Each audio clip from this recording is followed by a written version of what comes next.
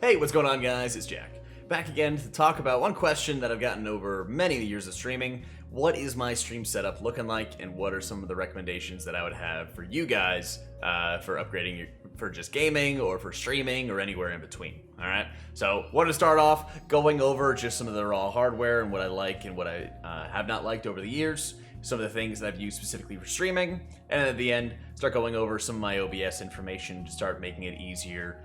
What I found that has made my life a lot easier in streaming over the years with WoW and with some other games as well. So, going over the list, I've got an i7 8700K processor with a GTX 2080, 32 gigs of RAM, 2 SSDs, both 500 and 200. Looking at getting an M2 soon, so that'll be nice. Got it all housed in a Corsair Carbide 300R with a 750 watt power supply. And overall for this hardware, I found that having a high rate CPU is really nice and really helpful for WoW, because WoW doesn't really take advantage of all of the cores that you'll have from some more modern processors. So the i7, for example, helps out a lot, while still being quite beneficial for streaming and just a lot of other games as well. So getting a GTX 2080 is one thing that helped out a lot with my stream in particular, because it allowed me to use the new NVENC encoder system. When it first came out, it only was available for the 2000 cards or better. I think they've made it now so it works for the 1070, 1080s, but I'm not 100% sure on that one. But basically just having that new NVENC encoder puts a lot less stress on the processor, more stress on the GPU to render, without actually having to sacrifice a lot of video quality. The old NVENC encoder really did take away a lot of video quality in the process. It was a lot choppier in my experience, but the new one has been really buttery smooth, and I like that a lot. You don't really need to have 32 gigs of RAM in general for streaming or even just gaming, but the more tabs that you have open, the more things that you're doing, especially when I was trying to do anything when I'm rendering YouTube videos, having Chrome open and everything else running, it just consumed all my RAM. So upgrading to 32 is nice. When it comes to SSDs, getting an M2 right now is probably the most efficient thing that you can do to help future-proof your machine, especially because solid states in general are pretty cheap. And with WoW Shadowlands coming around the corner, if you guys are playing that, it's going to be requiring in their minimum requirements a solid state, so it's going to be very important. My Carbide tower is really not super pretty at all. It's just this big hunky tower that looks pretty blocky, but it has really good airflow. And that's the thing you think about whenever you're buying a new PC is, yeah, that tower might look pretty, but how many people are really going to see it besides you? And how good's the airflow going to be? Because it's very easy to start getting your computer overheating, especially when you're just filling it up with, the largest graphics cards ever going to be on the market pretty soon, as well as just all the other equipment that can fit into a PC. So making sure you have some good airflow is very, very important. When it comes to mice, I've used a Corsair Glaive for many, many years. It's only got 2 buttons on the side, which is, not an MMO mice, but I've really just liked it a lot. I tried having multi-sided mice or multi-button mice and everything like that. It never really worked because I just really like resting my thumb onto the side. And one of the nice things with the Glaive is you're able to just peel off the side, and you can actually have very large thumb rests if you wanted them, or some more low-impact ones like the ones I have. It's magnetic, sticks back on, and it's great. When I first got into streaming, I was watching a lot of PvPers in the Skill Cap Gaming House, but I was also watching a lot of Counter-Strike. And one thing I noticed was this mouse bungee that a lot of people were using. And basically all you do is you just align the mouse cord with the rest of the bungee itself, and then you're gonna have the same exact tug on your mouse every single time. It's one of these little things, but it's one preference that I just really picked up and very much enjoyed, especially when healing in World of Warcraft has been my shtick for a while, and having the same amount of tug on your mouse every single time so you know how much you need to move, especially when you have low DPI, is actually really insanely helpful. You can also just use a little bit of tape, save yourself $10 if you want.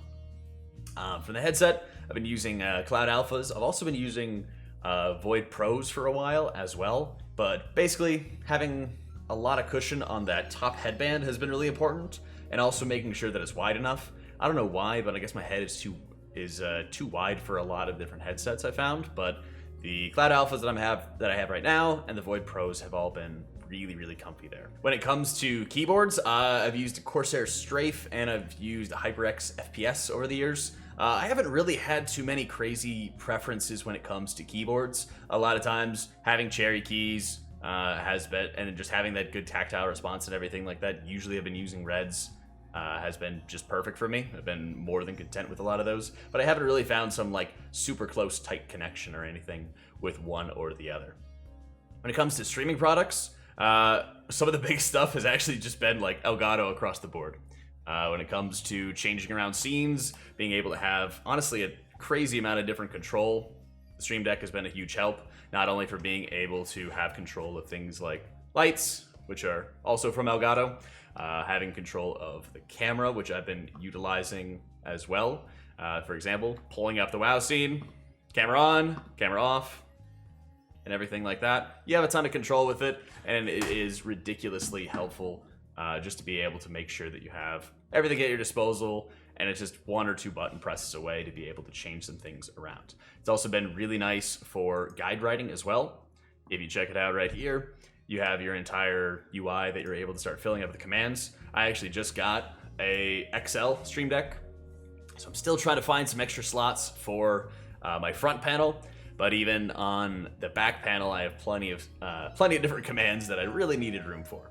So you're able to start setting up a bunch of different POVs. These will just switch some of the scenes. If you check right here, from WoW to just a close-up of my face, and then back to the desktop POV, you're also able to have multimedia keys. You can adjust any of your sound settings. You can also be able to connect it with like Spotify or a bunch of other different programs. If you wanted to add a song to a playlist, if you wanted to upvote a song, downvote a song, something like that, you can build out an entire kit for that. Light control and stuff like that you see in the bottom right. And I also have a lot of different chat commands that I can start setting up where you connect your Stream Deck with your Twitch account, and then boom, you can start posting from chat for a whole bunch of various things. So I have it for like my Discord commands, my last video commands, things like that. And I'm also been using my Stream Deck for delayed text input, which sounds kind of weird, but whenever you have a lot of repetitive actions that you constantly want to be able to utilize, I decided it would be a lot easier if I just made all of them into Stream Deck commands. So instead of typing the spell ID for Rapture every time I write a disk guide, instead, all I have to have is a delayed text input of the ability Rapture, and I can set, how much delay I want to, and then all I have to do is just push the button, and then it puts out the spell ID for Rapture. It's really easy to do, and it just takes a little bit of effort to be able to start building it out for pretty much every ability in the game, if you really wanted to.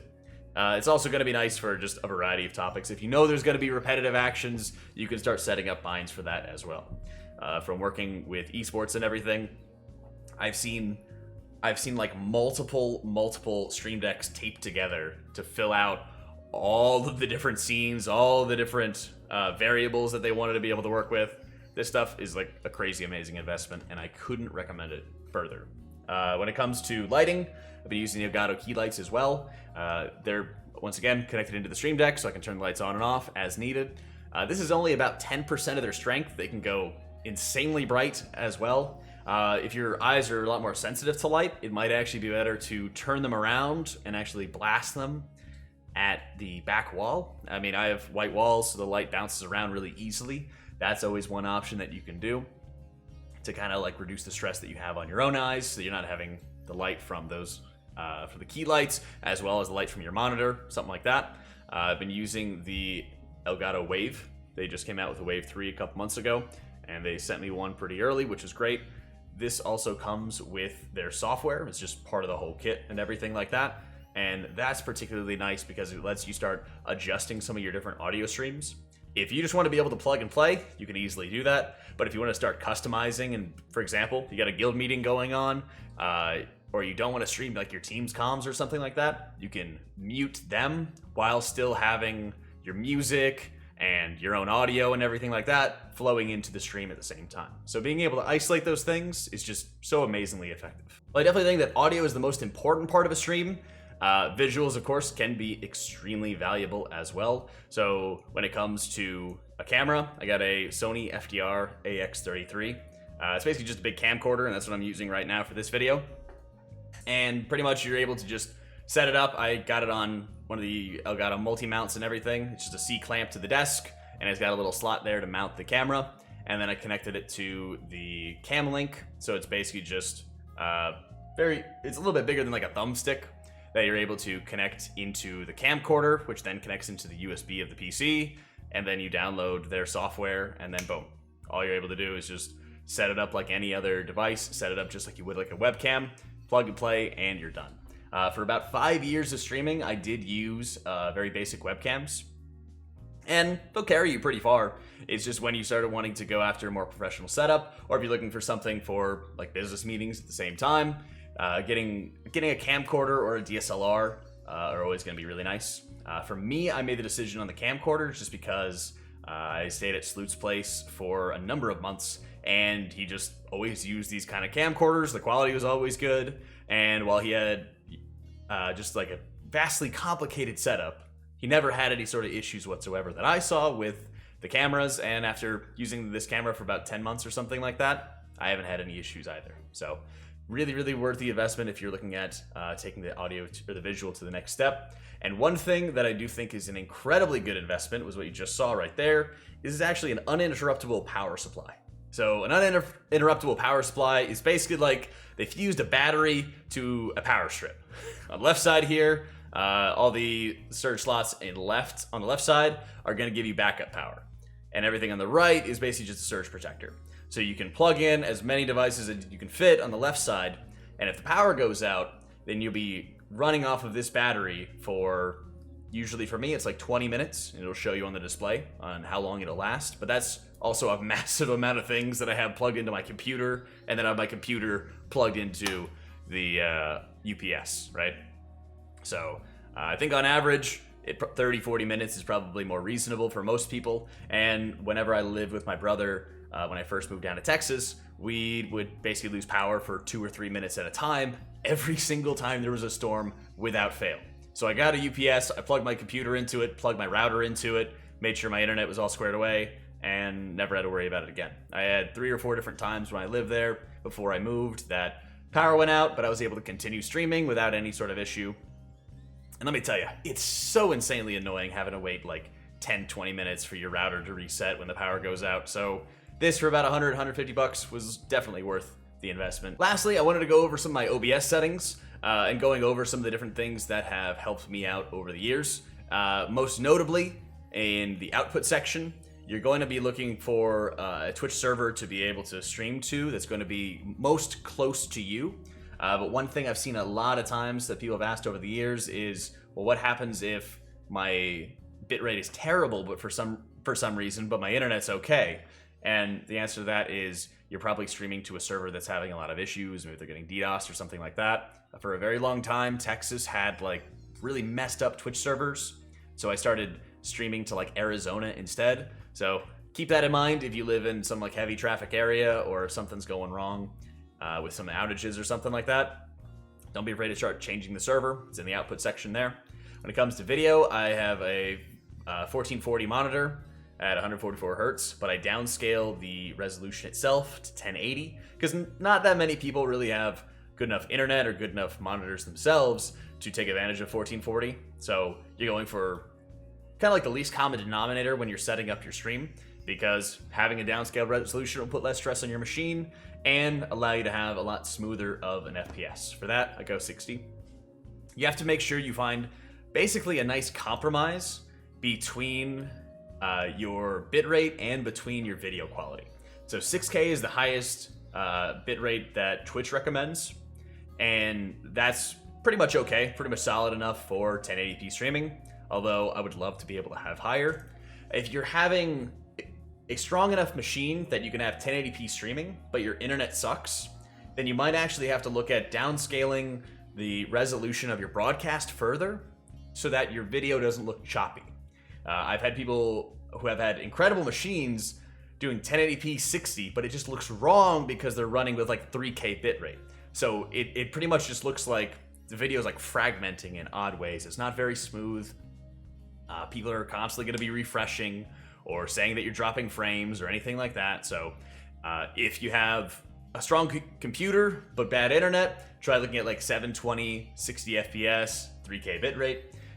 If you're a little bit in between, you could try 1080, 1080p, 30 FPS, 4500, or whatever the highest bitrate that you can go, or try to find some kind of compromise. But I think 1080p, 60 FPS, 6K bitrate, and everything like that is pretty much a solid standard to be able to go for if you have sufficient enough resources on both ends. When it comes to the preset, I always try to go for max quality, trying to make sure that you maximize the quality of the broadcast itself. Allows you to start making adjustments in-game, because the priority is always going to be on having the smoothest picture possible being sent to Twitch. Profile set to high, look ahead unchecked, psycho-visual tuning is checked, GPU is set at 0, so it uses everything, it's set on automatic basically, and the max B-frames is 2. So for that, those are the settings I've been using for a while. By the way, if you enforce streaming service encoder settings, it'll just do its own thing, so you need to make sure you leave that unchecked. And right here, I've been using, like I mentioned, the NVIDIA NVENC new encoder system. And that came out, like I said, about a year ago. And for the 2080 card, it's been tremendous for taking stress off of my processor so that my processor can work a little bit harder on my game. But highly, highly recommend, if you're able to have the 2080 card or the 2000 series cards, to be using the new NVENC encoder. That'd be great. I think, like I said, they've added it to the 1000, like 1070, 1080s. I'm not 100% sure on that one. But if you're playing a game like WoW that takes up a lot of CPU, being able to maximize that is extremely helpful. And lastly, behind me, I've got my display posters and everything like that. Even though I've got a DX Racer behind me, I've actually been sitting in this Herman Miller Embody, which is a ridiculous investment, but I basically sit in my chair more than I drive in my car. So I'm sticking with my 15-year-old car and got a new chair. This takes a lot of time to get used to, but it's actually a really nice chair. Doesn't really like lean back on its own or anything, but I'm 6'4", it is a tiny chair, but I don't really need like a headrest to it. I'm always trying to sit forward anyway, so it works out. Let me know if you guys got any other kind of questions about the stream setup or anything like that. If you guys need any help with OBS or anything, be sure to leave it down in the comments below. Otherwise, that's it for me, guys. Hope you all enjoyed it. Check out the list of everything that I've got and more in the description, and I'll catch you all next time.